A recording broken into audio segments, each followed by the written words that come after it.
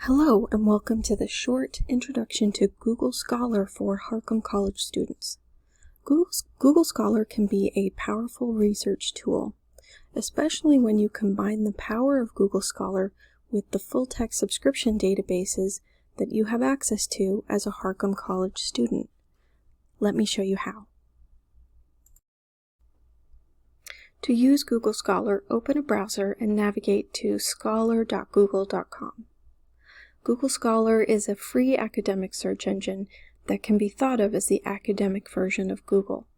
It searches repositories of publishers, universities, and scholarly journal websites.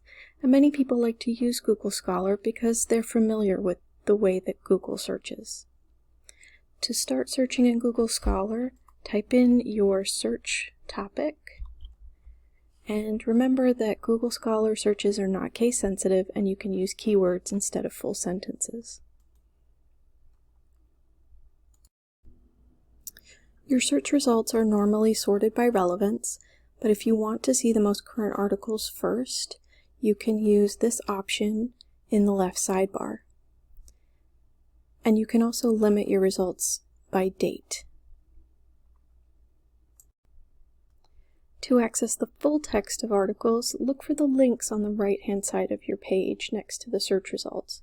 They'll say PDF or full view.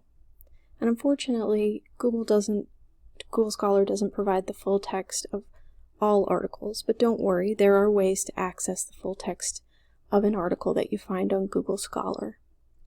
One way is to connect your library to Google Scholar through the settings.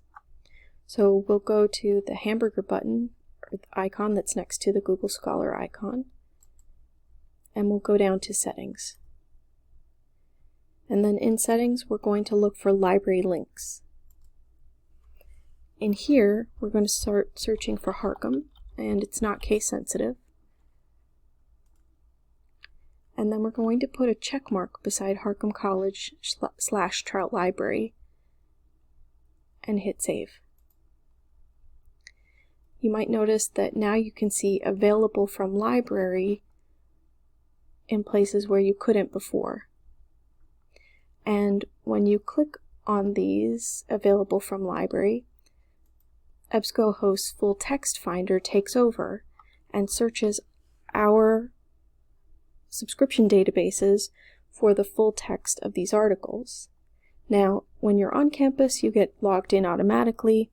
When you're off campus, you may be prompted for a username and password, and I'll link below to a 60-second tutorial on how to find those passwords. So let's go back to our search results and look at some of the other features of Google Scholar. So Google Scholar has a built-in citation generator. If you select the Cite, C-I-T-E, next to the quotation mark icon underneath each record, a box will appear, and it will have the citation for that record in multiple formats. So you would highlight to copy and paste that citation using the features of your device into your works cited page or your reference page. Another tool in Google Scholar is it will help you find articles related to an article. So if you find an article that you really like, if you click on related articles, you will see articles similar to that article that you've selected. If you don't see related articles here, simply click on the double arrow underneath each record, and that will open up more tools. So finally, I want to point out one more way that you can get the full text of an article that you find on Google Scholar, and that is to contact the Charles H. Trout Library and request the article through our interlibrary loan service. So we're now on the Harcum College Library homepage, and I'll put the link in the description. And if you go to request forms and interlibrary loan, you'll be taken to a form.